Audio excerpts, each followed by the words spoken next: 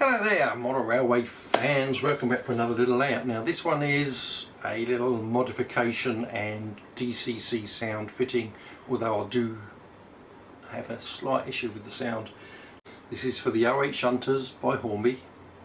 Superb little locos, but the motors can die prematurely, shall we say, due to the motors that was used in the original batch, subsequent batch. But again, this is Hornby learning as they go along. Things are slightly different when you get down this size to what you was able to do in 00 gauge. So whilst there is teething problems, we can get around it, and I'm going to show you how.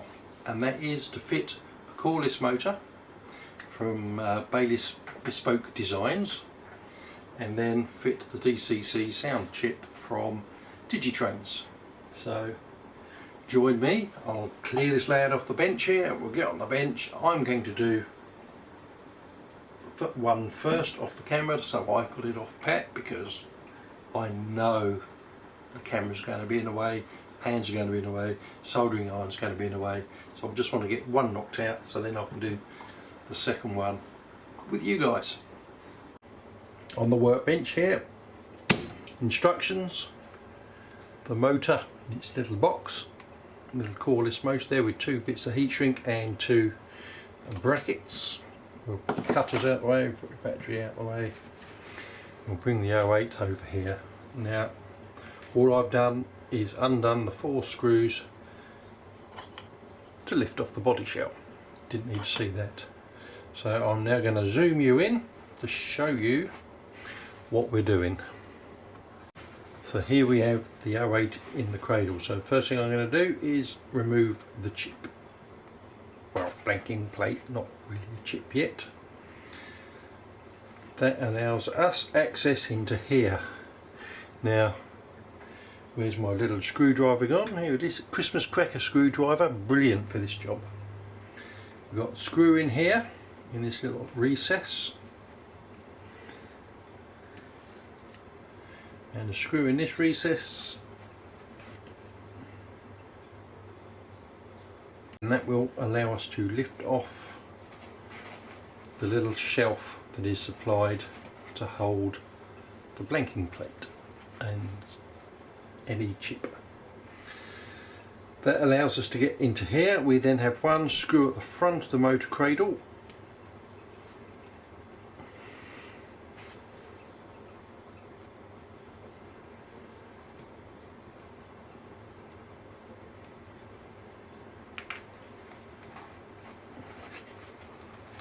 and that allows us to lift the motor out, cradle out there,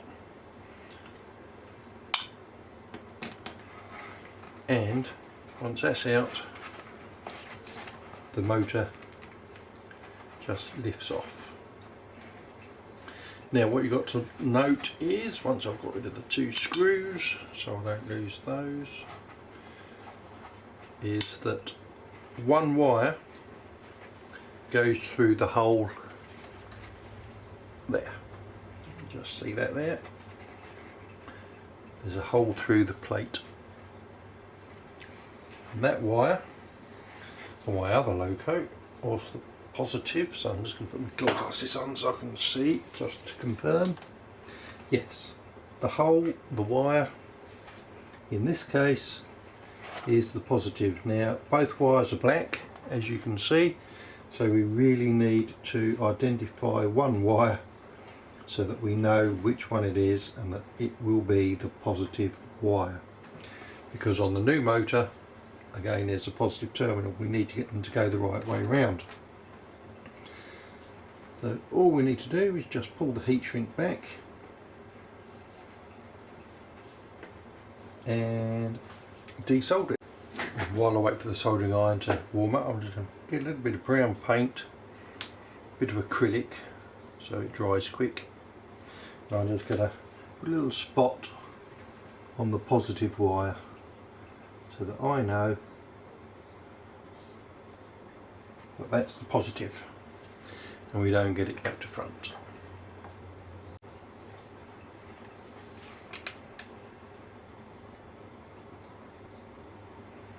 Pop goes one.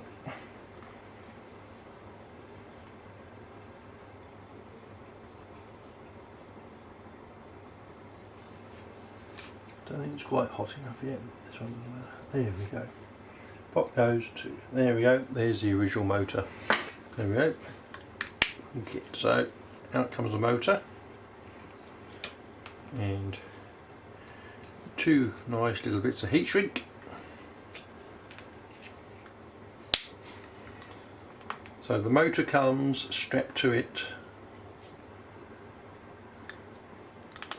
Two little bits of frame, 3D printed. One says up, which is the top one, and this one says, or is the bottom one. Now they're slightly different, as you can see, easily identifiable which is what. What we'll do now is tin the two terminals and get them ready for attaching the wires.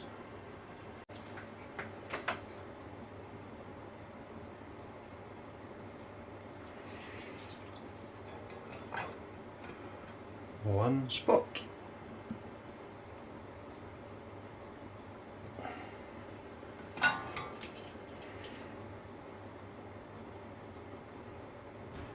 Two spot.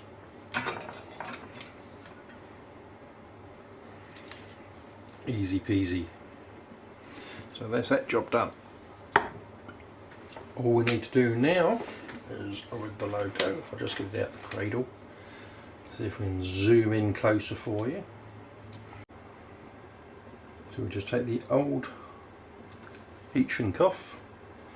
We'll make sure that the positive wire goes back through the hole, because that's just fallen off. Now two new pieces of heat shrink.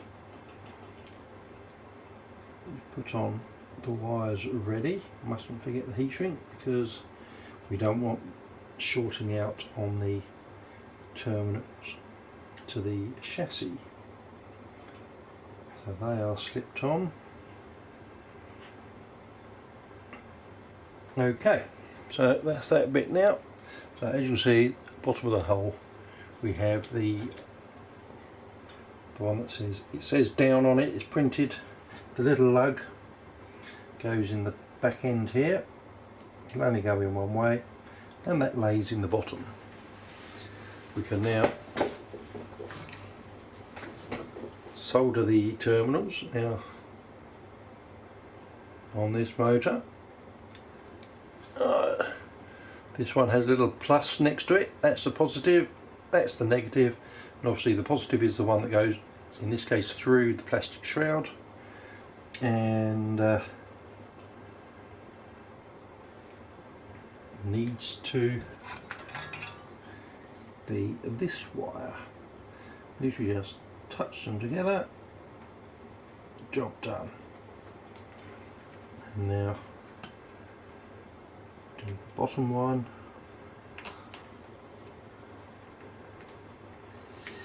Might need more helping hands back for this one. So if I rest that in the frame of the loco, that'll help. So now I can hopefully get my hand out the way so you can see what I'm doing. Not enough hands.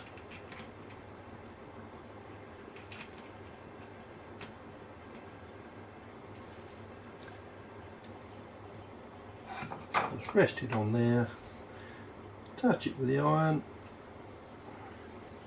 and that is the motor secured to the wiring. So now we'll get it in the right way around. So we want the heat shrink up the top. Each terminal, we'll bring that up there. So now we've got the heat shrink up. Make sure that's clean, we don't want solder everywhere. And we'll just shrink that down onto the terminal.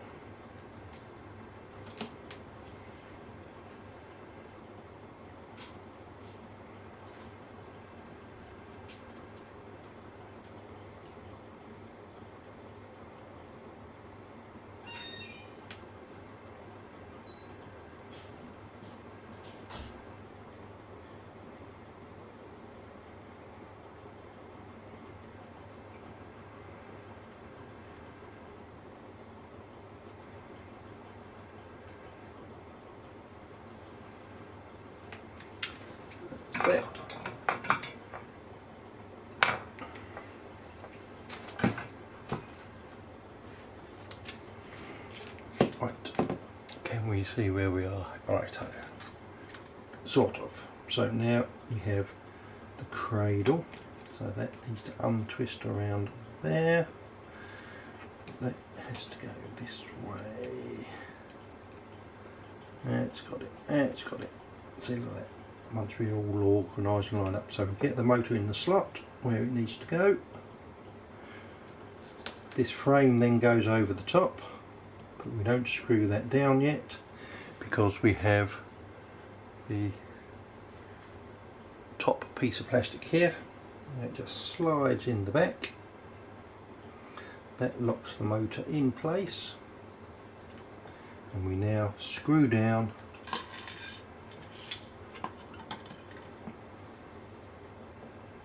the frame with the Christmas cracker screwdriver.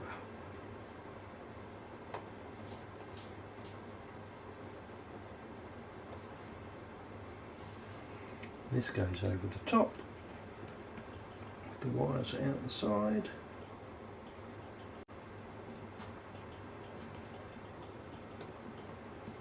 There we go, feed that through there. That locks down there nicely onto the top of the frame. Yep, nicely on the frame, and fit the two screws.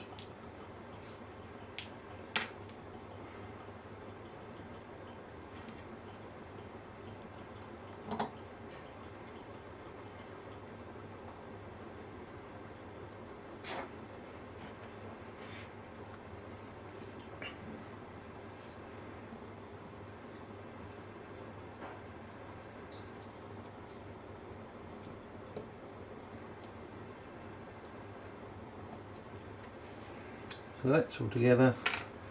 This lays back on the top. With a plastic tray.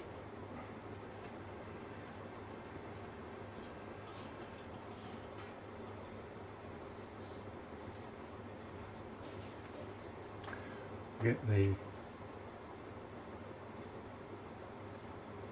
pin the right way around. That goes in that bit there.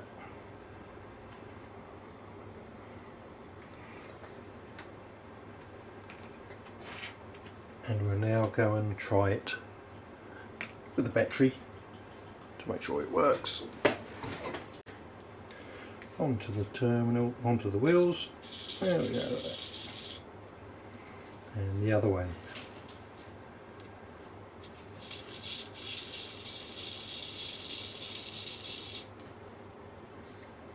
Now that works. We can now add the DCC chip. I've got my Zimmo DCC sound chip. There we go. The sound isn't very good because we're only small. I'm not sure which way number 1 is, which doesn't help matters. I think it went. I put it that way. It's number 1 at that end. That goes down on that side, I reckon.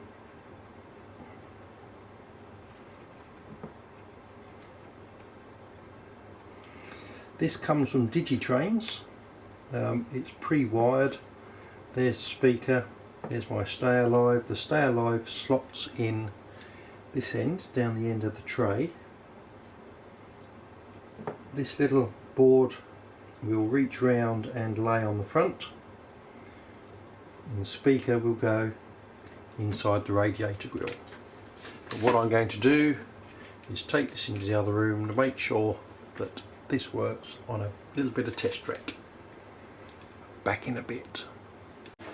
Perfect. So tested, and it is running backwards and forwards correctly. So the only modification I need to do is to this tray on the top.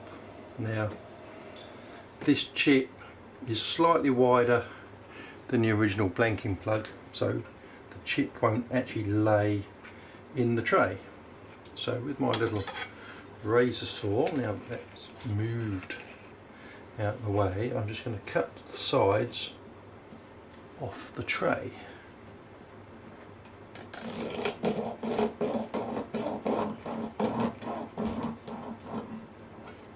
Cut down to the end, and then put my goggles on so I can actually see what I'm doing. We'll just cut along.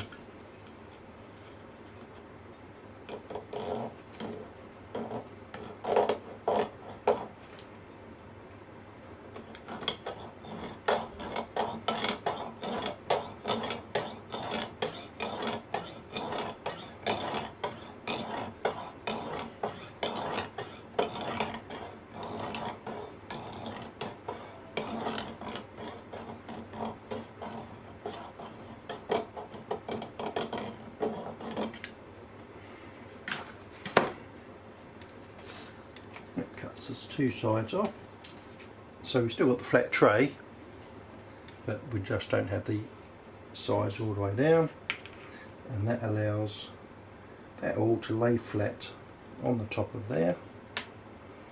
The speaker reaches the front nicely. This little thing lays in here, and then the two stay alive capacitors fit in the end here. So I'm going to get a little bit of sticky tape, double-sided tape stuff here. I'm just going to put a little small pad underneath the chip.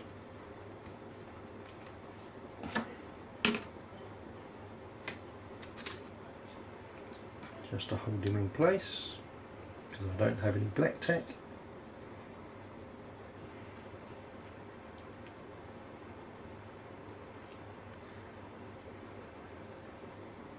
Stop it rattling around.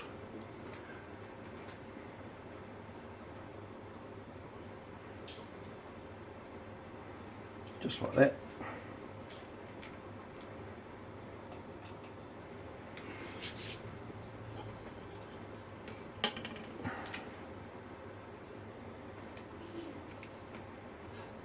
Capacitors lay in the end.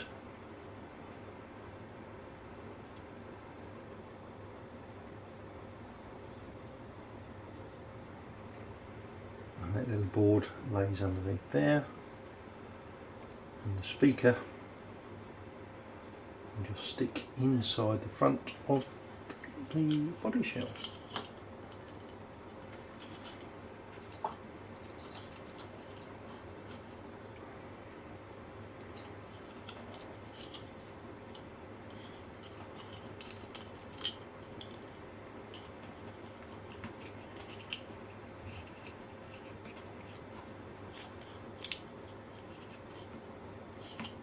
And that should all now just slot nicely inside the shell. Should. Famous last words, of course. On there we go, nearly there.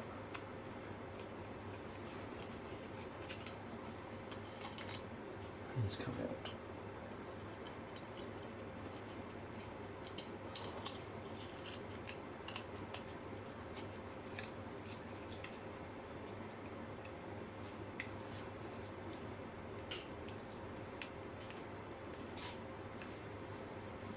And there we have it. That's it. Body shell is on properly. Everything's all good. So that is now both my 08s done.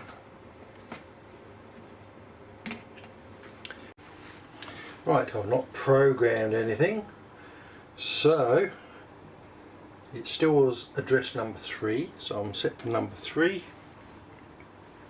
And we'll try on all the different routes over all the points. Now it has got stay alive now, so it should go smoothly over everything, even at low speed.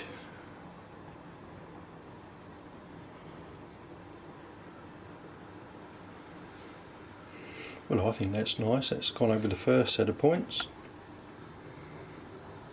and that's the second set. Look at that.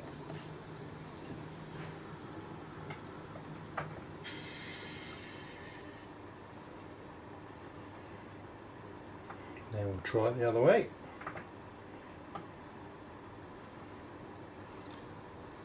Here she comes, coming back nice and slow.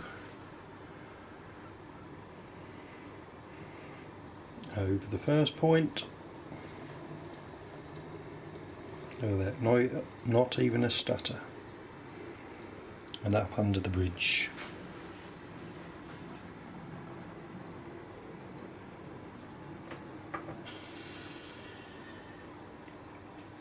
Oh, too far. Keep forgetting to put the brake on.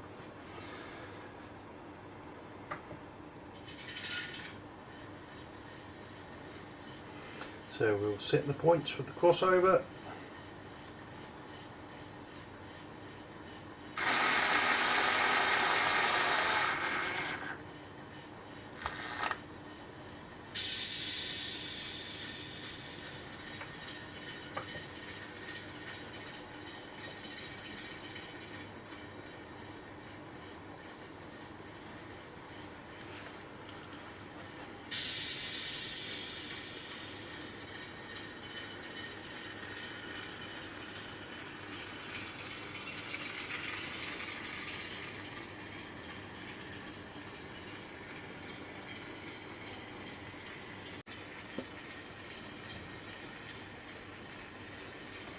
That's over the first point. Look at that, dead smooth. Second point. Look how slow that is. Gorgeous.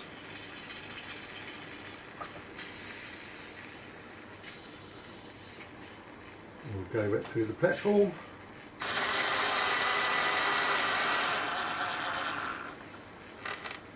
Let's do this point up here as well.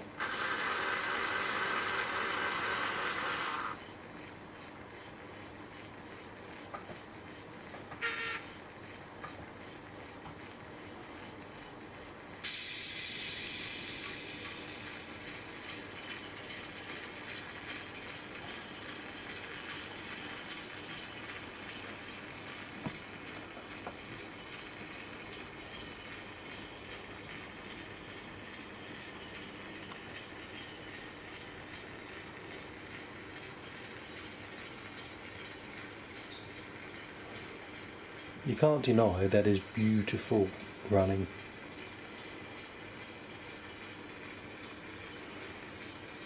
The speaker's not very good, but I was sent an email off about that. We'll just wait and see. So there's another set of points he's just gone over. And now heading up to the last set of points.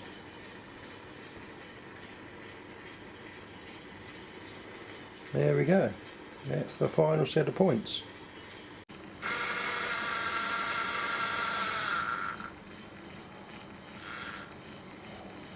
Brake off,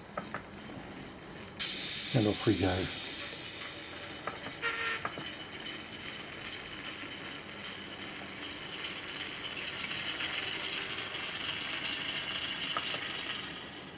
We'll just turn that sound off. You can hear there's no motor noise at all.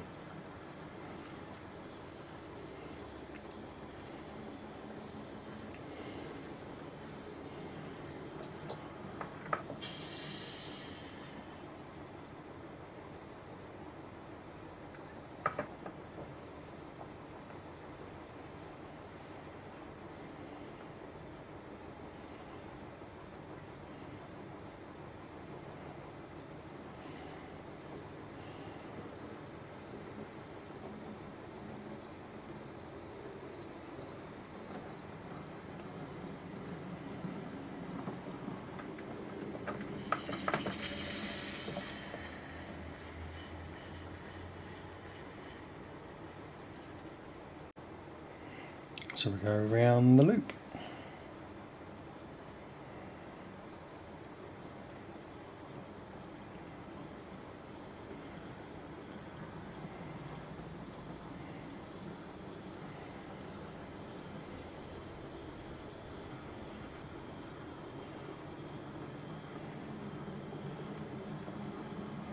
Perfect.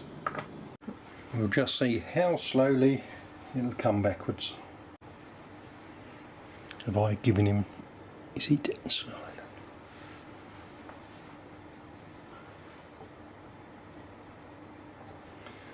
Why has he stopped suddenly?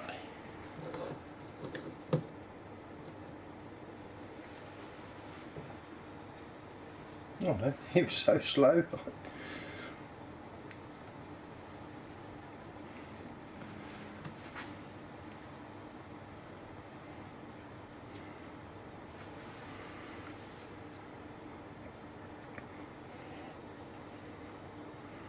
That is speed step 2.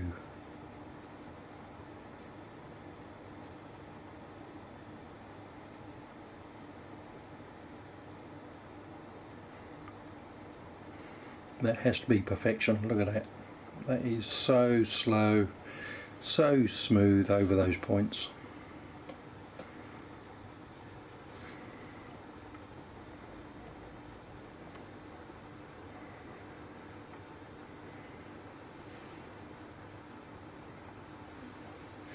Down to speed step 1.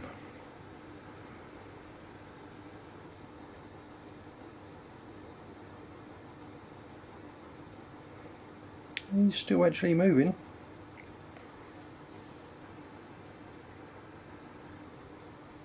That's speed step 1. That is so slow and so smooth. Yep, he's still going, still moving.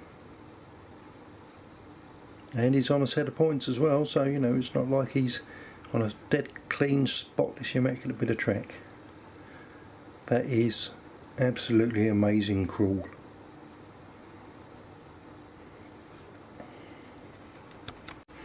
And just to prove it's not a fluke, there's the other one as well. Look at that.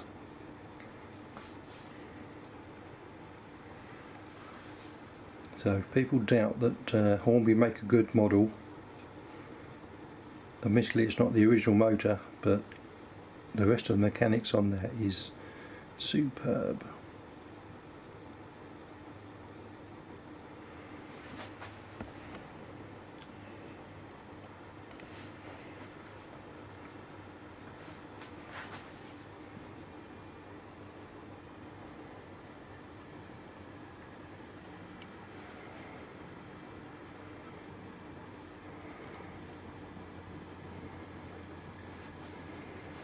And of course, stay alive.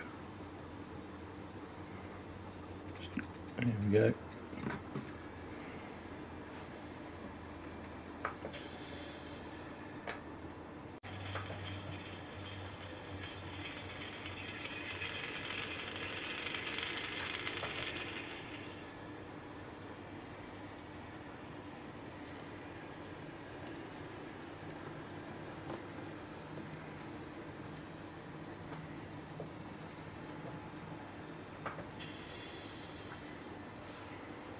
There we go guys, I think we'll call that job done until we get some feedback about the speakers. So there we have it. I hope you got enough information to see what you need to do. It's more fiddly because you're close up, it doesn't help with the camera, and I'm trying to keep my hands out the way and soldering irons, and you know it's so much easier to do it without the soldering iron, which is why I've done the first one without the camera, just easy peasy. The second one is trying to keep the hands out, which makes it look more awkward than it is. Dead simple, as long as you get the plus the same on both from the wire that comes off, mark it up because they're both black. As long as you can do that, you can't go wrong. It's dead easy. 7 screws, 2 wires, and you have a beautifully smooth running loco, especially if you fit the stay alive with the DCC. Even if you don't go for the sound, you know, you saw how smooth it was over all these points. The track's not particularly clean, but it's just crept along smoothly, beautifully. Highly recommended. So it's Bayliss Bespoke Designs, and he also does the drive shafts for the Class 50s to stop them popping out. He's really been on top of this. I believe he's going to get another website. I'm not quite sure on that one, but don't quote me on that. But currently it's Bayliss Bespoke Design.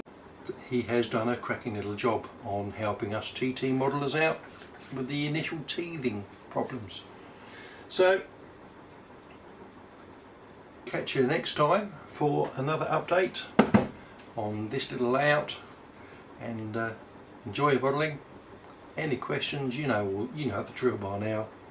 Like, subscribe, write comments in the bottom. I appreciate it because I can have a chat. So see you next time. Bye for now.